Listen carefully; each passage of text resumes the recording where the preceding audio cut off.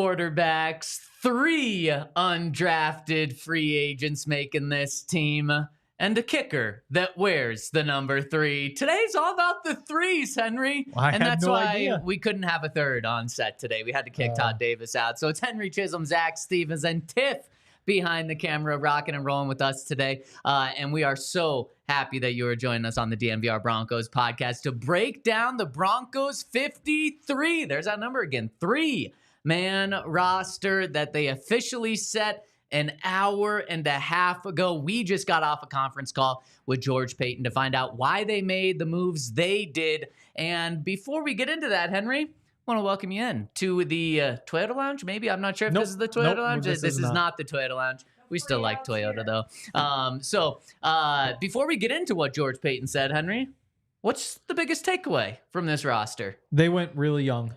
That's the big takeaway, is that this roster is a lot younger than I expected. I got 4 things wrong in my 53-man projection. All of them were like Blake Watson is on the team. Frank Crum is on the team. Any Ruzarike is on the team. So like the big storyline here is that the tie went to the younger player, and I think it makes sense, but also some of the names that made the team are a little bit surprising. Like what? Who? Well, let's just start with Frank Crum. I've been hard on him on the podcast. He had pause. Oh boy, there we go.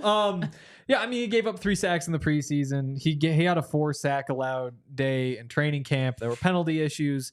Undrafted rookie out of Wyoming, and when he connects on a block, things go really well. I mean, the man's 6'7", 6'8". He just knocks guys over when he lands the block, and I think that's what the Broncos got excited about. Again, the technique isn't there for a 6th-year player up at Wyoming. He made an All-Mountain West team last year. I wonder if they see him potentially, and Mike Sanford pointed this out, he's smart. Like, what if you put him in situations where he doesn't pass block?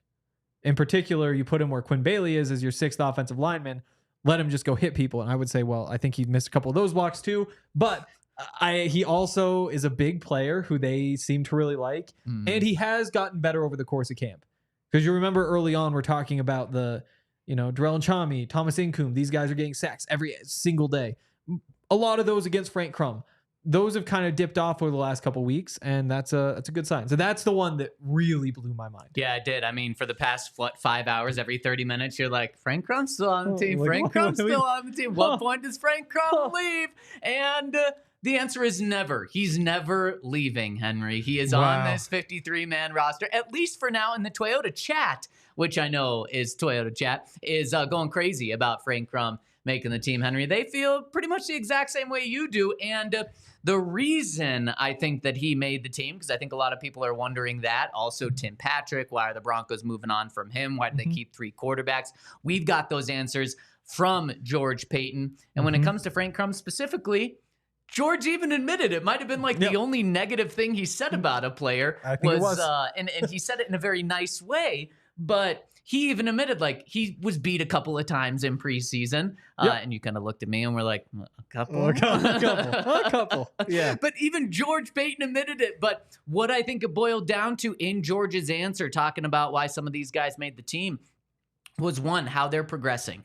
And then it's kind of a combination of how much potential do we think these guys have to how much are they going to play right away? And then also, will they be able to get onto the practice squad or not? And so my guess is when the Broncos are making this roster, those 3 things, the combination of them said, well, just like you said, Henry, he did progress as preseason went on and training camp went on, and they should not need him to play right away. If they need Frank Crum to play right away, 1, big time trouble. 2, that means so many guys have gotten injured ahead of him because they kept, 9 offensive linemen, I believe. So that probably means that 4 offensive linemen got hurt for Frank Crum to play. 3 maybe got hurt in order for him to play. And so their view is, okay, we're going to have him develop all season. And if he continues to develop where he was,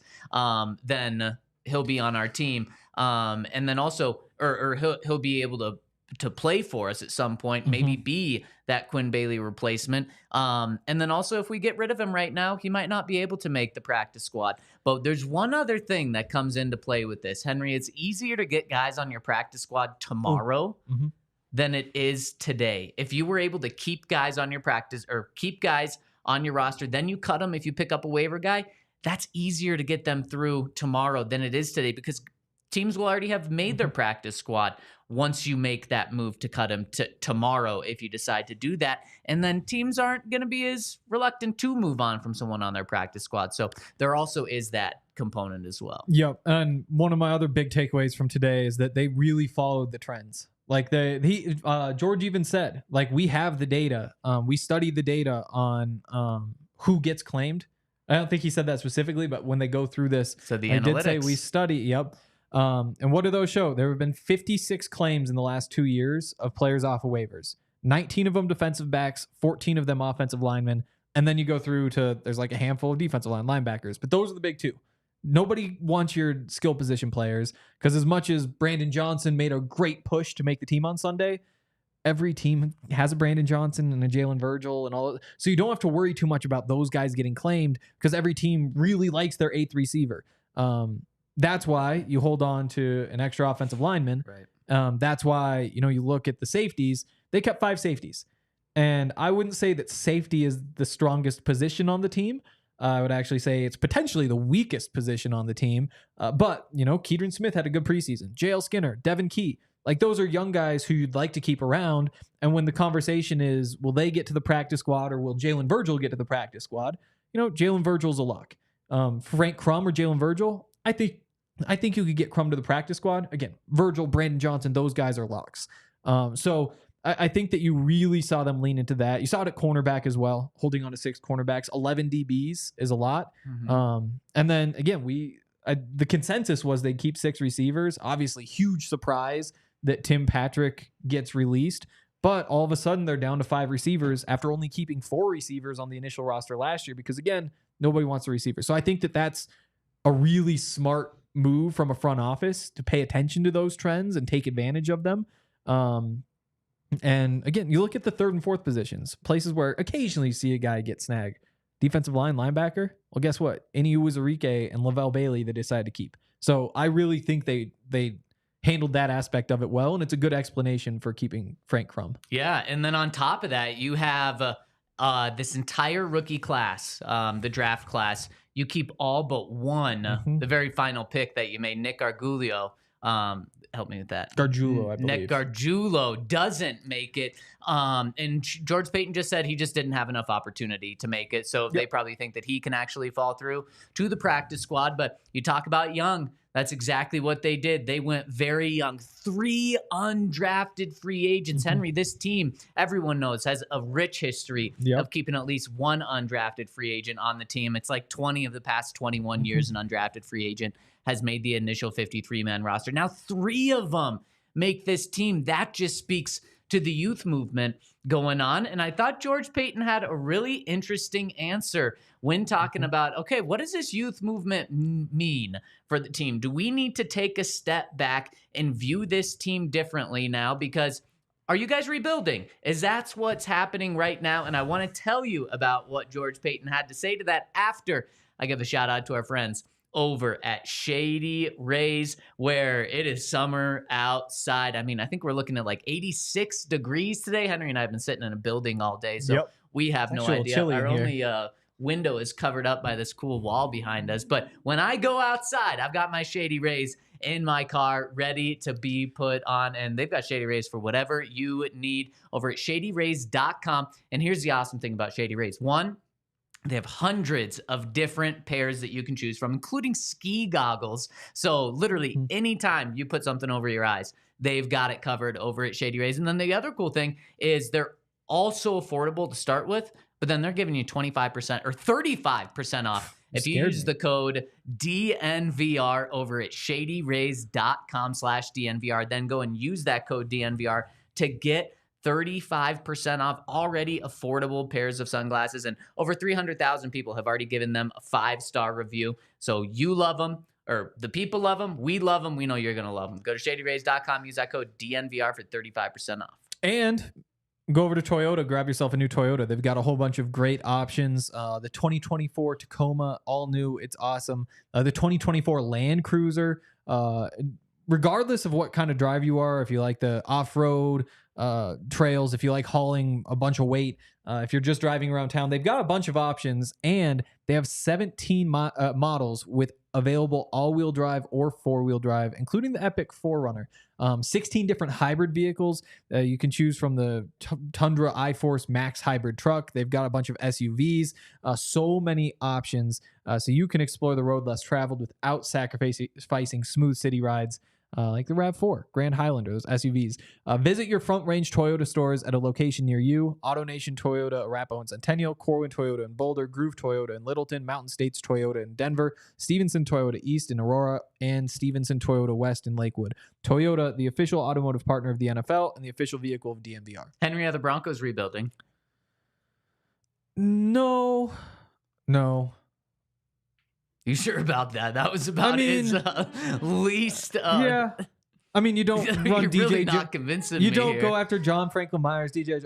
Here's what I'd say: there at any given time, if there are more than 2 teams in the NFL that are actually rebuilding, I'd be shocked. I think rebuilding means that you're really you're taking pieces away and starting with bare bones. You know, you have Garrett Bowles on the roster.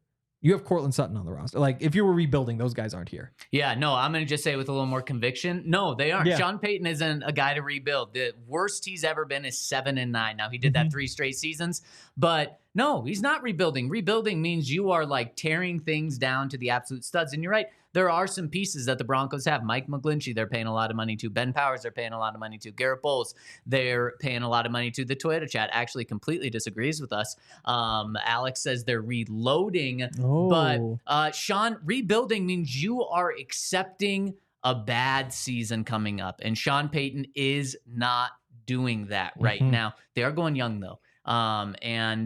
So maybe they're not going all in on this season, and there's a big difference between rebuilding and going all in. Clearly, they're not going all in. We had the conversation earlier today, and if you missed it, we talked about the Broncos moving on from Tim Patrick. We'll get to why they did that and what Sean Payton said earlier here. But they aren't rebuilding, and George Paton made it very clear. He said the expectations do not change for this team. We want to win, and we want to win now. Now, he did say, when you put rosters together, you look at short-term about winning right now, and you look at long-term. So they certainly are taking both of those into account. And Henry, he had to say that, or else he just wouldn't have been telling the truth. Tim Patrick would have been one of the best receivers for this team week 1. Now, you look at week 17 with Devon Vele, who George Paton did say is game ready, with Troy Franklin, who he did say is starting to come along right now.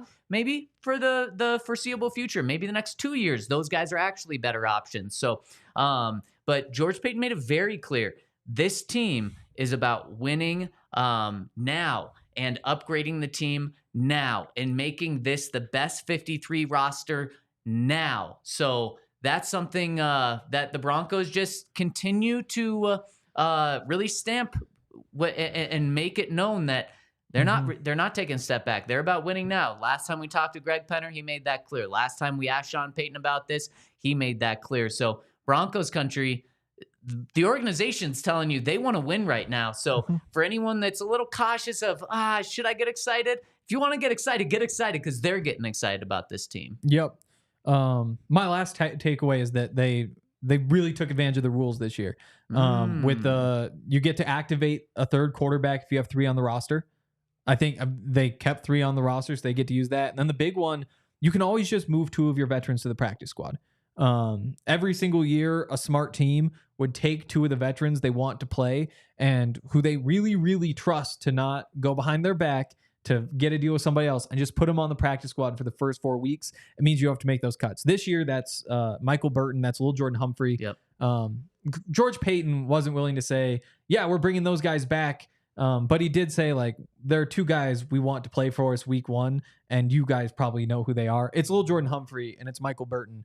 And the way that works is you get to play 4 times from the practice squad before you have to be elevated to the 53-man roster if you want to play a 5th game. but you can offer them the exact same amount of money. You can choose to, again, it's 2 per week you can bring up, which is why you move 2 veterans down there. Again, it has to be guys you trust. Michael Burton, who's been with Sean Payton a bunch of different times. Yep. Lil Jordan Humphrey, who owes his career in a lot of ways to Sean Payton. Those guys aren't all of a sudden going to be like, Patriots are calling, I'm gonna take this extra couple bucks. Right. The only downside for them is that, first of all, they have to trust the Broncos to not screw them over. And I guess what other options they have? The Broncos could just cut them. Or they also, because you have to be a veteran to not go through waivers, you have to have 4 seasons played. Every veteran who's played at least 4 seasons, their full salary guarantees week 1. So if you're on the practice squad week 1, Burton, Lil Jordan Humphrey, both their salaries won't be guaranteed for the season unless the Broncos make some other deal with them. But they're really taking advantage of the rules in a smart way, which goes on top of the fact that they took advantage of the trends really well. This is a team that cares about analytics. Yeah, 100%. And you mentioned those 2 guys. By doing that with Mike Burton, it allows them to keep Nate Adkins. They didn't have to move on from Lucas Kroll, and they were able to keep the veteran and Adam Troutman as well. Of course, Greg Dulcich was always a lock to make this team, but Nate Adkins is as versatile as you get. And George Paton said one of the things that we really had to consider this year was special teams. He said there's going to be over 200 more specialty or kickoff plays because of this new rule this year. So they had to factor that in more to the roster this year than they have in years past. And when we look at this, that really impacted it with who they kept on special teams. Moving on from Tim Patrick, that was a big reason why by keeping Nate Adkins, now you get a really good special teams player. And then when it comes to the wide receiver position, you're able to keep Troy Franklin. You don't have to move on from him, even though he's not truly your 50th or 53rd best player on the team right now, but his potential. And when George was talking about, sometimes you got to look at potential with guys instead of just who's the best right now, I think he was talking about Troy Franklin exactly right there. Yeah. Also Frank Crum. Throw that back out there again. I mean, like they did not keep the 53 best players, but you shouldn't keep the 53 best players. That would be a bad strategy. That's what a bad GM would do. You keep the guys who you need to keep in order to not expose them to waivers.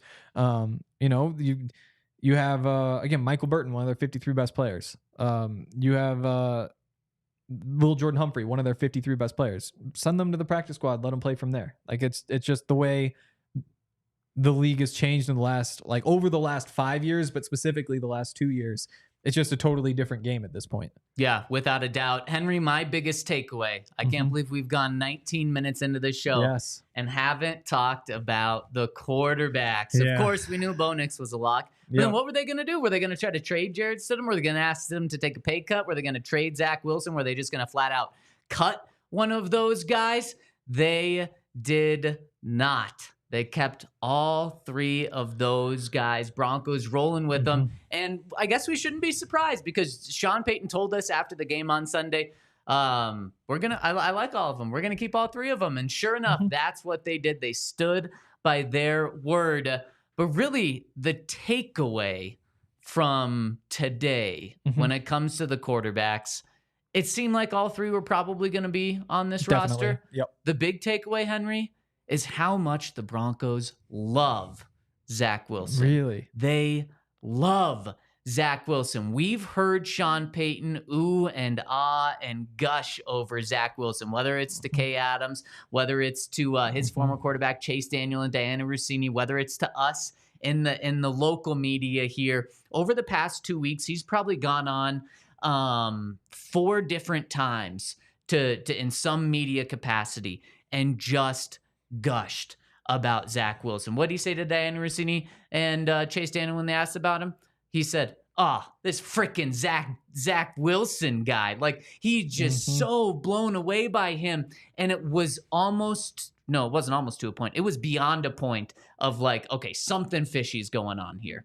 Really? Well, yes, but fishy, hear me out. Okay. Hear me out. A fishy amount of love. Something fishy about like, he's really just trying to prop his trade value up, isn't he? Like, is that what's going on here right now? Because when he just kept doing it and kept doing it and kept doing it, It's like, man, he's just really trying to trade him for something more than they got him from. And no, that wasn't the case. Really? They didn't. They didn't. I just trade don't think him. anybody wanted him. I don't think that's true. Really? I don't think that's true because then I think if no one wanted him, then they would have cut him and put him on the practice squad to save a roster It's not spot. worth the risk. Nobody was willing to make a trade. Wanted. Again, then. I think No one wanted to make a trade for a 6th round pick. I don't think that's true. Nobody did this offseason. The Broncos had to send a 6th and get a 7th back. For sure. No, they sent a 7th and got a 7th they back. Didn't. It was a 6th for a 7th? Okay. Yeah. But the value was less than a 7th round pick is what it was. Though. Yeah. But yeah, because he was with the Jets and Zach Wilson went out and looked great in 2 of 3 preseason games. Yeah. He looked bad in one, but looked great in 2 of 3 preseason games with the number 2 overall pick. I guarantee you there would have been teams interested in bringing him in. So Sean Payton's gushing, I think, was real. And then we just talked to George Paton today. And Henry, he was asked specifically about Zach Wilson and also asked about Bo Nix too. And he said Bo Nix went out and earned the job. Really excited for him. We love what we've seen from him. So he said all the right things about Bo Nix. But oh my gosh, did he gush about Zach Wilson? George Paton did as well. And this isn't trying to trade him now. He's made the roster. He's part of the Broncos for this year at least. And he was asked if he believes Zach Wilson could be a starter in this league. And boy, did he say about 4 or 5 times, oh yeah, he's got all the tools to be a starter. I do think he's going to be a starter in this league. All the tools that you need to be a starter. And we've already started to see him put it together. The love for Zach Wilson is 100% real. And if they move on from a quarterback, it will be Jarrett Stidham in the middle of this season at some point. Now, I don't think that's going to happen. I think they're going to rock and roll with this group of 3 quarterbacks. But I think their love for Zach Wilson is real. And I wasn't sure if it was real entering today, but it's very real. Okay. I've always thought it was real. Okay. Yeah. Okay. I think they wanted 3 at the start of camp. They wanted 3 at the end of camp. I don't think they ever wavered there.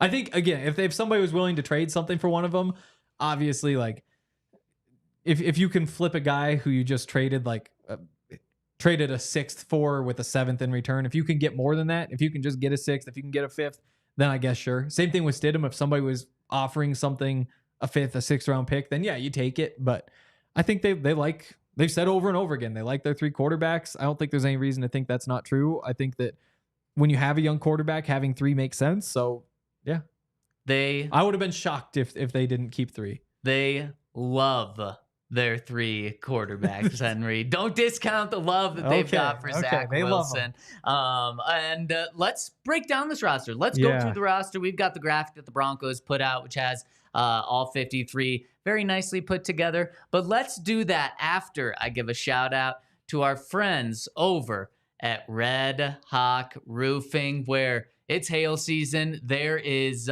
storms left and right here in Denver. And if your house is hit with hail or any type of storm and you need it looked at, give our friends over at Red Hawk Roofing a call, where our friends over at Red Hawk Roofing have free, no obligation roof and property inspections, free in-depth photo reports for all inspections, and they will upgrade you to a hail-resistant shingle if you give them a call. So you can give them a call over at 720-771-8921, or you can go to redhawkroofing.com and make sure to tell them that DNVR sent you. Another awesome thing about Red Hawk Roofing, they've been part of the DNVR family for a long time, so we know them, they know us, and you're also supporting a local business. Just like you're supporting us as a local business, you're supporting them as a local business. So give them a call at 720-771-8921. Go to redhawkroofing.com and tell them DNVR sent you.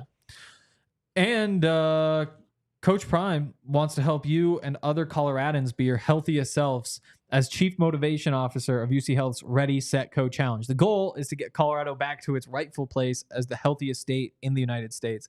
I just realized a lot of people who listen to this aren't from Colorado. So I almost think they need to plug their ears or something, because we don't want to motivate them. You're not from Colorado. I live here now, though. Okay. my stats help Colorado's stats. But if so people, your stats are hurting Colorado stats, is what you're saying. You admit how much McDonald's it kind of goes back and forth. It goes back. The last couple of months, I've been good for the stats. Let's Before go. That, not okay, great. Let's continue that. Well, no, it's football season. I'm gonna. You get there's the stressy, and the no time to go to the gym. There's just too many. Maybe I just need to listen to Coach Prime. I mean, Chief Motivation Officer Prime. He could get me going in the right direction.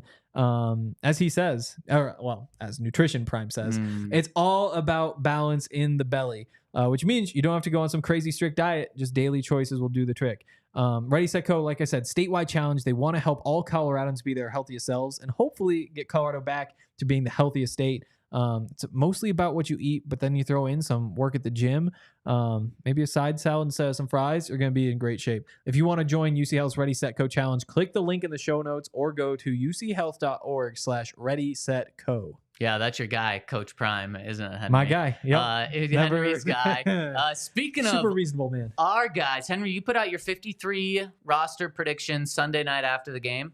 And what, you got 49 of the 53 right? Yes. You're getting some love in the Twitter chat for that. And speaking of the Twitter chat, hit us with some love. Hit us with a thumbs up if you're watching on YouTube, which we got so many people tuning in with us, but not nearly enough likes. Hit us with a thumbs up. It really helps us out, and it's free for you guys to do. We really appreciate all of the support. And for the rest of the show, because we've got so many people tuning in, let's just go ad-free rest of the show. So 40 more minutes, 35 more minutes of no ads, just football talk, just in-depth roster talk. And again, there's no one better to talk in-depth roster talk than with back of the roster Hank. So true. Where you can admit your 4 mistakes and maybe apologize to the guys that made it, like Frank Crum, that you think shouldn't have made it. Let's dive in here. Let's start with the offensive side of the ball. Again, these graphics are courtesy of the Broncos here. We talked about the quarterbacks. Yesterday, we talked about it on the show, and I think all of us went on record and said they're going to keep all 3. So we're not shocked at it, but again, don't discount the love. Don't discount the love they have for Zach Wilson here. It's the general manager. It's the head coach. It's the team. They really like Zach Wilson. Anything else you want to talk about with the quarterbacks? All right, let's move on to running backs, where maybe a slight surprise here. We thought it was going to be 3 or 4 running backs, and it is 4 running backs. They went with the 3 that were locks: Javonte Williams, Audric Estimate, Jaleel McLaughlin. And then instead of going with Samaje, which would have been the vet move, which would have been the guy who you count on at the end of halves in the 2-minute drill, they went with undrafted running back Blake Watson. Yeah, this is, I mean, it's a big surprise. He didn't have a great camp, in part because he missed the first couple weeks with the leg, soft tissue type thing. I don't think we ever got the details.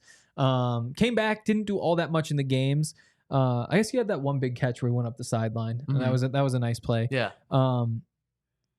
50 catches last year. One of 2 running backs in all of FBS football to have 50 catches in the regular season. So you know that he should, in theory, be a guy who can replace on what Samaje does. Haven't really seen it. What I will say is that one of the things that I really liked about him was just the contact balance. There's a lot of times where it looks like somebody's going to get him, and all of a sudden he just falls right off his shoulder. There was one run on Sunday. It was a run from the 1-yard line. He's trying to punch it in, and who missed the block? Somebody, I hope it wasn't Frank Cross. Somebody missed the block and just let him get hit in the backfield. He brushes that tackle off, brushes another tackle off, and gets back to the line of scrimmage or what should have been lost. I think I've seen the contact balance. You just want to see everything else, like the vision, which I think has been really, really bad. The catching ability just hasn't really shown up all that much. I'm surprised he made the team. Well, and this is a guy where the Broncos thought if we cut him, he might actually be picked up by another team to be a team's 3rd or 4th running back. So I think that's really the main reason that he made it, because of that potential there. What, he was the 2nd highest paid undrafted free agent? Tied with 3 others, I believe. Tied with 3 others at what, $250,000 guaranteed money? Look, Chris Harris Jr. got $2,000 in guaranteed money when we signed. Yeah, PJ Locke got $2,000. So $250,000 shows you just how much the Broncos really liked him. This is one that, if we were going in, I mean, right after the draft, we talked about some guys who you should really keep your radar on from undrafted guys. This was one of them, purely because of the money. And then also you look at the production and everything that he had in college. So not a surprise that he made it, but maybe as that 4th guy, it's a little bit of a surprise. But Henry, Samaje Perine, you cannot convince me that Sean Payton would trust Samaje Perine week 1 more than he would trust Blake Watson, specifically. Couldn't or could? Would. Okay. Would trust Samaje over Blake Watson. Yeah. Do you agree with that statement? Yeah, I don't think Blake Watson's getting a uniform. early in the season. So then this is exactly about like, okay, well, was it actually the best 53 for the future? Maybe. Okay, I can buy into that. So I asked George Paton just who's going to fill Samaje's role, because Henry, that was the one thing I couldn't get over. I did not think Samaje was going to make the roster, but the one thing I could not get over was, man, even in practice this year that we saw last week, when they do the 2-minute drill, it's Samaje who's the running back. And the 2-minute drill is the most important time to have your players out there. You have your best players out there, and maybe not best, but best that fit that situation. It was always Samaje. So I'm like, okay, this guy clearly has a very important role on this team. Who's that going to be now? And George, I asked George, and he deflected and said, you're going to have to ask Sean. We do get to talk to Sean tomorrow, I believe. So we'll ask Sean that tomorrow. But that was just the one thing. There's a big role out there for either Javonte, Jaleel, or Audric Estime to take. I don't think it's Blake Watson, because I agree with you. I don't think he's getting a jersey right away. But the guy that our guy, Todd Davis, who coached with the Broncos for this entire past month, pointed to getting that role is Jaleel. So I'm going Jaleel. Is that 2-minute back? Yep. And Tyler Beatty also cut. He I think he looked the best of any of the running backs in the preseason. He's just so easy to get to the practice squad. Exactly. And you just have the upside of the younger guys, which makes sense. Again, only one running back claimed off of waivers in the entire NFL the last 2 years after cut down day. I think you could have gotten Blake Watson practice squad. They must have something they know that we don't. He was also a receiver at the start of his career. So he's somebody who, like, in theory, you could move around a little bit. Sean loves that. Sean even mentioned that. He said he has the Joker traits. Absolutely does. He said that so just a couple days ago. That was one of the bigger surprises that he made the team. Yep. All right, let's move to wide receivers. Broncos only keep 5 wide receivers, and I've seen the Twitter chat saying, only 5? What? Well, Henry, last year, the Broncos kept 4 wide receivers. So this actually isn't a surprise for the Sean Payton Broncos. It is a surprise for other teams. Typically, 6, 7 is kind of the number. Dumb teams keep 6 or 7. There you go. So the Broncos are a smart team. Shout out Sean Payton. And the wide receivers they kept, Cortland Sutton, Josh Reynolds, Marvin Mims, Devon Vele, and Troy Franklin. Henry, when I look at this group, I see so much youth. I mean, you got Cortland Sutton, who has a lot of experience. You have Josh Reynolds, who has a lot of experience. Then you have Marvin Mims, who is a second-year player. You have Devon Vele, who's a rookie. And you have Troy Franklin, who's also a rookie. That is so young. It is. Again, Lil Jordan Humphrey is going to be playing. So all of a sudden you have one more guy who has some experience. Again, I think most teams should probably be only keeping 4. The 5th guy probably isn't getting claimed. The Broncos are in a situation where I think coming into the camp, they probably thought Devon Vele gets to the practice squad, but he just played so well, you can't take that risk.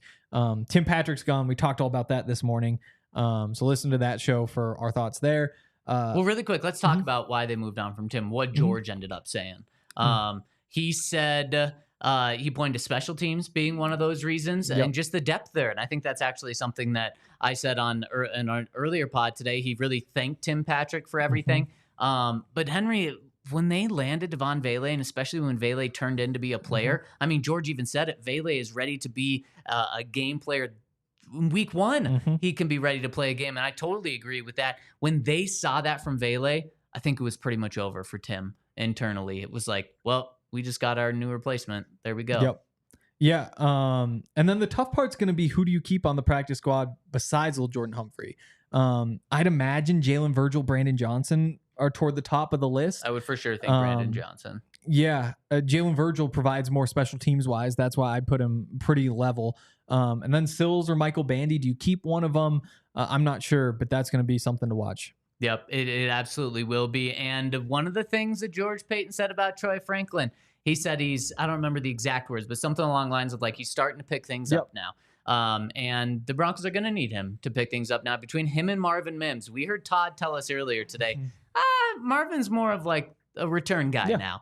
And they're going to need a speedster to develop from one of those spots, either Troy Franklin or Marvin Mims at some point this year, or at least at some point in the future, because Josh Reynolds, Cortland Sutton, and Devon Vele are about the same type of person. Now they're all a little bit different, but none of them provide like the burning speed as like a smaller guy that Troy Franklin and Marvin Mims do. So they're counting on Troy Franklin to kind of be that guy if Marvin Mims really is just going to be that pure returner. I mean, I think Marvin Mims is still a step ahead of Troy Franklin. Like Marvin Mims just is what he was last year. You know? I would think so too. Yeah. Well, man, if he's what he was last year, that's a big disappointment. Big disappointment. Yeah, but I think as a baseline, you can expect that. And if he's your maybe splitting fourth receiver reps with Lil Jordan Humphrey, like that's for a fourth receiver, that's a good spot to be in. You just hope for him that it's more. Troy Franklin probably not playing in games at the beginning of the year. The Broncos keep 4 tight ends. Of course, Greg Dulcich, Adam Troutman, Lucas Kroll, and Nate Adkins. This is what we projected. We thought this is what was going to happen. No, and you guys had Adkins out. Oh, did we not go 4? Yeah, I had Adkins. Oh, there we okay. Go. Flex on me. All right. Yeah. So Adkins, who I always thought was just a lock to make this team. I'm sure. He just provides so much versatility, and clearly special teams played a big role with him making the team. Yeah. I mean, this was the most clear-cut group maybe on the team, maybe outside of quarterback. You're just trying to kick me when I'm down. No, I mean, I just ridiculous. think Nate Adkins, there was no. Someone go back and look at the tape last week. Yeah. Henry was not sold that all 3 quarterbacks were going to make this team. Check that tape. Let me know if that's true. Speaking of quarterbacks, this is not, the Broncos did not put out a depth chart. This is not a depth chart. Interesting that on this graphic, Zach Wilson is listed first at quarterback. By number, right? Interesting. They're all by number. Don't bring math into this, Henry. Don't do that. Okay. You have your starting quarterback at top. Hey? Yeah. Leave him alone. Yeah, tight ends, honestly, just not much. Edward reminds me that Henry is always right. Hey, I'm very true. Kind Thanks of for the on reminder, fire. Edward. Yeah, tight ends, there's really nothing interesting here, I don't think. All right, let's move on. Offensive lineman, your guy, Frank Crum. Henry, you were so wrong about him. I was wrong. I was not going to be mean to you on this show. It is what it until is. you were just kicking Until you me. lied. When I lied? Yeah. Henry, I didn't lie. You said we had Adkins on. That was a misunderstanding. Okay. I misspoke. I took that back as soon as I realized. So the Broncos obviously keep their starting offensive line, and their starting offensive line includes Luke Wattenberg, and then as depth. So they got those 5. As depth, they end up keeping 4 guys. They keep Henry's guy, Frank Crum. They keep Matt Pert. They keep Alex Forsythe, who's kind of that backup center and guard. And then they also keep your guy last year. He's kind of dumped now on the side of the road. He was. And they keep Alex Palchevsky. Yeah. Again, I think Forsythe getting in over Mustipher is maybe notable. It's the order they had basically all the way through camp, so it can't be too much of a surprise. Other than the fact that I think Mustipher was probably better, based on what we've seen from the games in particular. Parrott takes Throckmorton's spot. I'm kind of surprised Throckmorton didn't make the team just because he is a good backup guard. I think that was your biggest physical reaction today. Yeah. I think that was the one you're like, Throckmorton? No, I can't believe that he was gone. I think you would imagine the backup guard is either, I guess it could be Forsythe, Parrott, or Palchevsky, just because Parrott and Palchevsky have both played a little bit more guard in the last couple weeks after Quinn Bailey's gone down.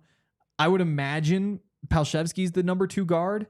Parrott is probably your backup tackle. Maybe it is split. He's backup left tackle. Palchevsky's backup right tackle. But yeah, the big surprise to me is that Throckmorton's gone and that Frank Crum made the team. Yep, exactly. Totally agree there. And Forsythe, man, he was pretty much, it was clear he was never truly a threat to win the starting center job, because at the start of camp, it was always Luke Wattenberg. I think Forsythe got maybe 1 or 2 days with the starting center job, but it was so clear that Sean Payton really liked his versatility, ability to play center, ability to play guard, even though I think he had an underwhelming training camp in preseason, but it was kind of clear that he really had to blow it in order to not be on this team, and he did not blow it. And of course, one of the connections we haven't talked about in a long time, just because it's clear he isn't the starting center and wasn't going to be the starting center, he's also Bo Nix's former center. So maybe just keeping that chemistry around just a little bit longer to see if it can turn into something in the future could play a role as well. All right, there's the offense for you. Let's jump over to the defensive side. And shout out to the Toyota chat. You guys are popping off right now. Love to see it. Let's keep those likes coming in, though. Just hit us with that thumbs up right below the screen. Yes. Really helps us out. If you think Henry's wrong, hit us with a thumbs up. If you think I'm Henry's not. right, hit us with a thumbs up. Yes. You see what that does? Either It just way. gets thumbs Yes. up. Exactly. Yes. Yeah. Or maybe if you think Henry's indifferent, you hit us with a thumbs up. Just regardless, the thumbs up. Two thumbs downs, exactly. by the way. Two of you do not like this. Or they're Take just those back. they're contrarian. No, they should take those back. Take those what? Take those back. You said bake. I did not say You bake. said, What are you talking about? You said take those bake. No. Why Come would I on, say Toyota chat. Okay. Did his accent show up there? Hit us with a thumbs up if you think so. So defensive line, Jordan Jackson makes it. Okay. He had been on track to make the team for a few weeks now, so it's not really a surprise. After Sunday, he played so well that you couldn't even try getting him to the practice squad. 2 sacks, did some other things. Yeah. The surprise, though, is that, really quick on Jordan Jackson. Yeah. That's George Payton's guy. He loves him. Yeah. He wanted to draft him, but then he was drafted by someone else. And then they brought him here and just loves it out of Air Force. And Sean was like, man, we identified him at Air Force and just loved him. Yeah. Definitely. And he's an awesome guy. I've talked about before. I like talking to him a lot because he is smart and really knows what he's doing. You only talk to smart people? No, I'm but honored. Yes, I only do. I'm Shout honored. out to Zach. So he forced his way onto the team, which meant that Angelo Blackson, I thought he was safe because he's been again one of those like top rotational pieces. He's a veteran. He looked good, I thought, throughout camp.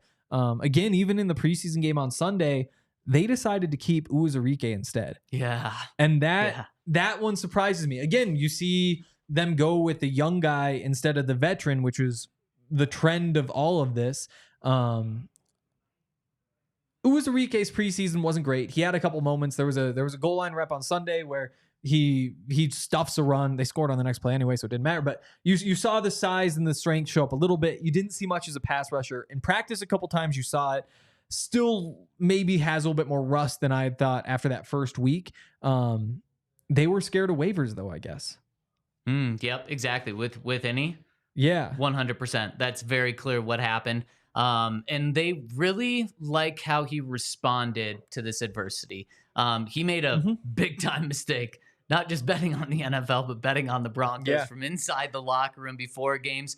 But he was clearly very open and honest with the team about it. Admitted his mistake. I believe he's gone to all the classes and therapy sessions that the NFL required and then asked him to do additionally. He did as well. And then they were really proud of how he came back in shape to training camp once he was brought back. And I think he flashed enough to be with the team. Now, getting a roster spot, he must have really impressed them with just how he came back in shape, because that's a really big accomplishment. And I just want to say shout out to Any for clearly putting the work in, because I did not think that he was going to be able to make this. Now, maybe this is like something where, okay, you need to bring someone else in week 4, and clearly you haven't seen enough from Any that you end up you end up moving on from him. But really impressive there.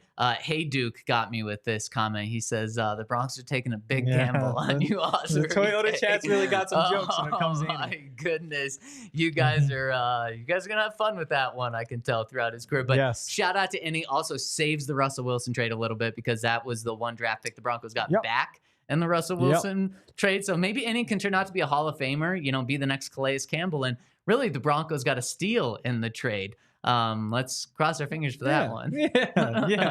I'll talk Elijah Garcia, great camp. Matt Henningsen, a bit of a surprise cut. I wonder if you can get both of those guys to the practice squad. Eventually you run in numbers, because you get 17 guys. One of them's Thomas Yasmin with the international program. So it's easy to go through here, and at every position there's like 3 guys you want to keep in the building, but all of a sudden you're at 25. So hopefully Henningsen, Elijah Garcia, they're able to find room, because they both provide good depth. But they added so much depth in the offseason that you don't necessarily need them on the team. Yeah, 100%. Are they actually right in the chat? I don't know. The Twitter chat is just trying to throw us off right now. Sometimes the Twitter chat gives us good scoops. Sometimes they throw us off. Big time. So let's continue to go through this roster right now. Where let's move up to let's go outside to the outside linebackers. The Broncos keep 4 pretty straightforward. No surprises here. Jonathan Cooper, Baron Browning, Nick Benito, Jonah Ellis. No surprises here. Thomas Incoom had a fantastic first 14 days of training camp and then kind of cooled off. So it wasn't a surprise that they ended up, obviously he'd be a great practice squad guy. And then Jonah Ellis is clearly like the rising star in this group and a rookie. But anyone you talk to about Jonah Ellis, they cannot say enough good things about him, including George Paton today. Just said he's everything that we saw he was at Utah. He's just continuing to get better. So the Broncos think they have a rising star in Jonah Ellis. Yeah, definitely. And no surprise that they kept 4. I think 2.5, 3 weeks ago, if you told me they're only keeping 4, I would have been surprised. Just because Dondre Tillman looks so good. Darrell Chami looks so good. Thomas Incoom looks so good. And I'd say, especially Dondre Tillman, I mean, he broke up 2 passes in the game on Sunday. So I really like that next tier. But just based on the preseason games, it seems like you can get all 3 to the practice squad. And honestly, when you really like all 3, if you can only keep 2 anyway, if one gets claimed, then you still have the other 2. Worth noting, Darrell Chami winds up with a little hamstring issue on Sunday, so they get to put him on injured reserve.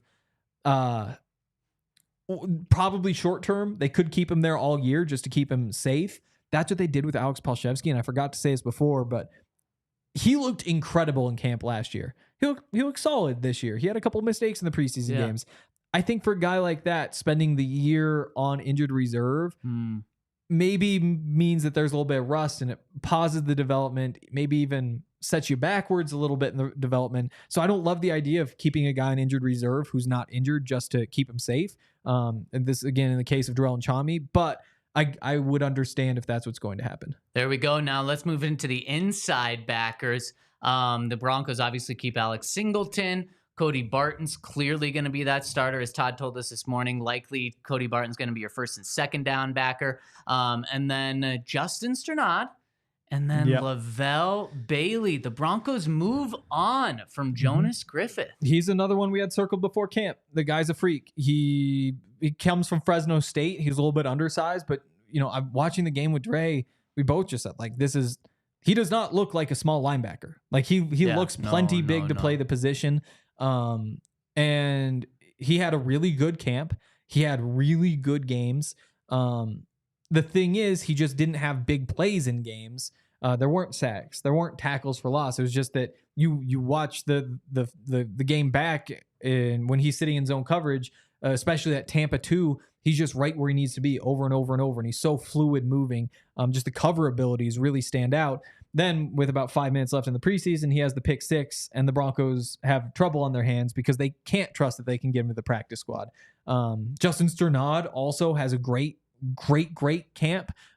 Great last preseason game on top of that. He's deserving of an opportunity playing with the defense. He's had a few years, 4 years now, just playing special teams. He's been one of their best special teams players in that time. He needs to see the field because there's a chance that he pops. He's going to get that opportunity. Yep. And I think with those guys doing what they did, there's just no need for Jonas Griffith. Because he lost the competition, and some of it is Bailey is younger, and so he's easier to project developing from this point. I won't be surprised if they just thought that Lavelle Bailey was the better player right now too, though. So Jonas Griffith, probably one of the biggest surprise cuts. Tim Patrick, probably the biggest. I've seen some people ask, are they going to be looking for somebody on waivers to replace Lavelle Bailey? He is the placeholder? No, because Jonas Griffith is probably better than whoever you can get on waivers. That's a good point. So this group, to me, is probably pretty set like this. And I think I said this on the show this morning, but for a team that doesn't invest in the inside linebacker position, they don't use first-round picks, don't use second-round picks, they don't sign big free agents, they don't give out a bunch of money, this is basically the best you could hope for. You've got young, exciting guys. You've got a couple guys who are into their career and ready to maybe break out given bigger opportunities. You've got Alex Singleton, who was a stud who we've already hit on. So I really like this group. I'm not saying it's the best group on the team, but it might be the one I'm most excited about. 100%. All right, let's move into the secondary. And Henry, Broncos keep 11 players in the secondary, and that doesn't even include Damari Mathis, where there was a new rule in the NFL this year where you could keep 2 players. You could put 2 players on injured reserve before the 53-man roster came out, and they would only have to miss the first 4 games of the season. Typically in the past, if you put a player on injured reserve before the 53-man roster was set, it means they were out for the entire year. You could do that with 2 players this year. Broncos only did it with 1, and they did it with Damari Mathis. So he's going to miss at least the first 4 games of the season with the high ankle sprain that we found out about yesterday. But the Broncos still keep 6 cornerbacks. And, of course, Pat Surtain, Tremon Smith, Riley Moss, Jaquan McMillan, Chris Abrams-Drain, and Levi Wallace. Yep, and what the NFL's told you is that DBs don't clear waivers. Skill position players clear waivers. That's where you go short, and this is where you keep guys around. And Henry, really quick, when we were talking about this yesterday, we had 7, the Broncos going with 7 cornerbacks. Because and we're like, they can't do this. And yes, they did do it. They put Damari Mathis on that short-term injured reserve. So they went super, super deep here. But look, Henry, on more plays than not, you're going to have Pat Surtain, Riley Moss, and Jaquan on the field. And then you could easily have Chris Abrams-Drain or Levi Wallace on the field too, and you can be going with 4 cornerbacks on the field for a decent portion of some games. And then that's why you keep 7, or keep 6 in this case, with the 7th on IR. Yep, and you just run through this, and Pat Surtain, obviously on the team, to say the very least. Riley Moss, he's your starting quarterback. You've got Levi Wallace. Let's start Damari Mathis next. Kind of insurance, young guy who could pop if Riley doesn't go. It's good to have that guy around. Levi Wallace is your insurance. He's your Fabian Moreau from last year, a guy who you're like, I don't know if you need to keep him. Broncos learned last year that Fabian Moreau was a very important piece of the defense because he wound up starting, 12 games and really settling that position down. After that happens, you're not then cutting Levi Wallace the next year, who's even better than Fabian Moreau is. Chris Abrams-Drain, not cutting him. He's a rookie and he's looked good. He's certainly not the guy you want to be throwing out there, though. Jaquan McMillan, obviously good player. Tremon Smith, your best special teams player. I thought he should have been a Pro Bowler for it last year. All of a sudden, it's like you just can't do anything. If anything, you would trade Damari Mathis. There were some rumors yesterday that maybe that could have been in the works. But now he just takes an injured reserve spot. Yeah. And then you go beyond it. Reese Taylor had a great camp.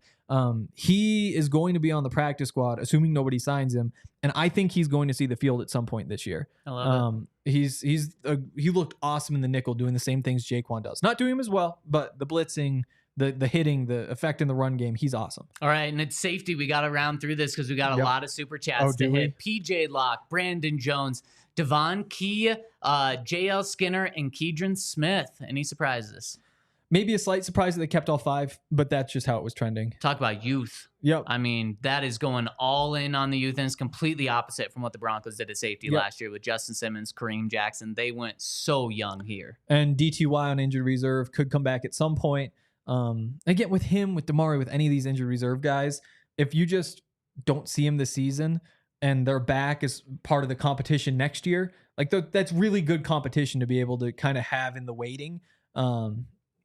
It means that you don't need to do so much work in the offseason to try and go find those guys in free agency. But yeah, I mean, Keedron Smith just played so well that they had to keep him. Yep, and you don't take risks with DBs. Yep, I totally agree. One guy in that safety room that played last year for the Broncos. One. That is wild. Yep. So, all right, let's move on to our super chats. Hit those before we get out of here. Hit us with a thumbs up, too. We'd really appreciate it. It helps us out a ton. And as we do that, let's talk to our friends in the Toyota Lounge, or over in the Super Chat land. With first one coming in from Mile High Sign, who says, Fresno State alum here, Lavelle Bailey is a Bronco. Let's go, Mile High. Mile High what? Sign. Sing. Every time. I'm so confused. I'm sorry, Mile High Sing. Just remember, you just read it. Singh. Mile High Sing. Yep. Sing. We're gonna test you next time. If we're just reading it, it's sing. Huh. Okay, true. So maybe don't just read it. We'll try again next time. No, Lavelle Bailey's awesome. And Jordan comes in with 3 super chats. Thank you. Ooh. Jordan says, add Danucci back to the practice squad if he's available. Cut Jarrett Stidham, instantly upgrade your quarterback room, and open a roster spot for someone else. We haven't had a chance to talk about this. There's nothing wrong with what Jarrett Stidham said. Nothing at all. Like, all he said was, I think I'm a starting quarterback in the league. For every single player on this roster, that's what they should think. Like, they should think they're a starter. You know, we had this conversation out there, too, where it's like, well, I don't think he's a top 32 quarterback. It's like, well, no, you probably shouldn't think Jarrett Stidham's a top 32 quarterback. You know who should? Jarrett Stidham. And he didn't even say, like, I should be the starting quarterback here. He just said, I think I'm a starting quarterback in this league. And that should be the confidence that that guy has. So I think, not only do I not think he said anything wrong, I love what he said. I think the big why people had an issue with it is because 5 minutes before Zach Wilson came out and said exactly what people wanted to hear. Yeah. Like, well, yeah, we all saw Bo was going to be named the starter. Come on, he was great in the preseason. I'm here to help Bo however I can and continue to develop. And so I agree with what you said, Henry, but I think that's why people had a big issue with it is because literally it was 5 minutes before standing in the exact same spot that Zach Wilson was standing. Jarrett Stidham went with like I was disappointed that I didn't win the job. I'm a starter, whereas Zach Wilson kind of went the other way and said like, well, yeah, I mean, we saw it coming. Bo's great. Zach Wilson hadn't taken a snap with the starters in like 3-4 weeks. He lost the competition a month ago. Yeah, for sure. Like, he's just happy to be here. Yeah. There was like, it's just a different perspective. I have nothing wrong with what Stidham said. Jordan again chimes in and says the offense is going to be a lot more balanced than people think. We were only run heavy with Stidham and to a lesser extent Wilson on the field, and this receiver room is better than people think. Well, Jordan, if this is a balanced team in terms of run and pass, then they're run heavy in today's NFL.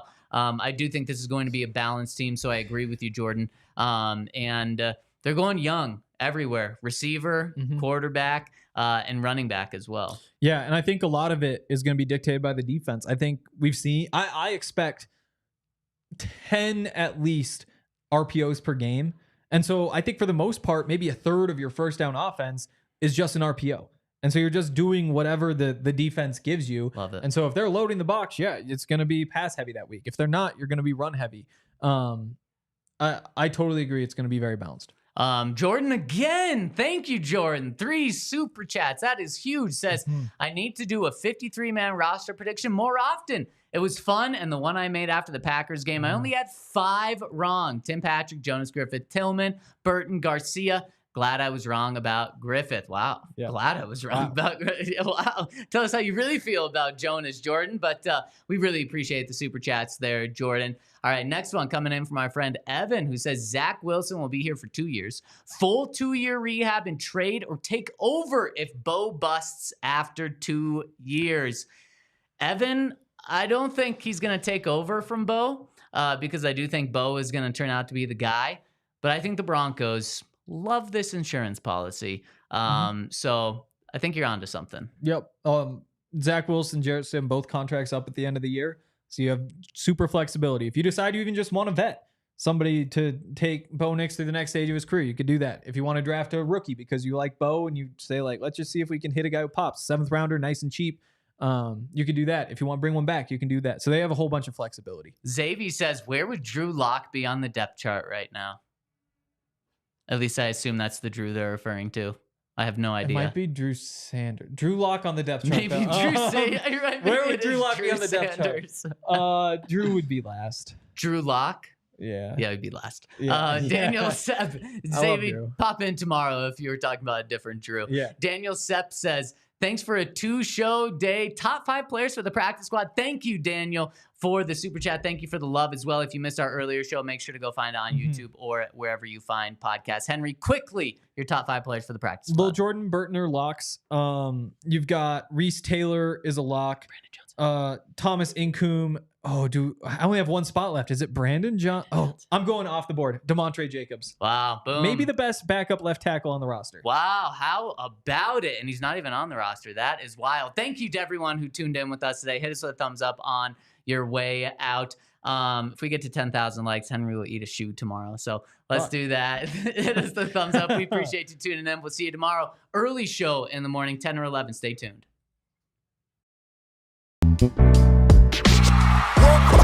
We all silly like the mayor.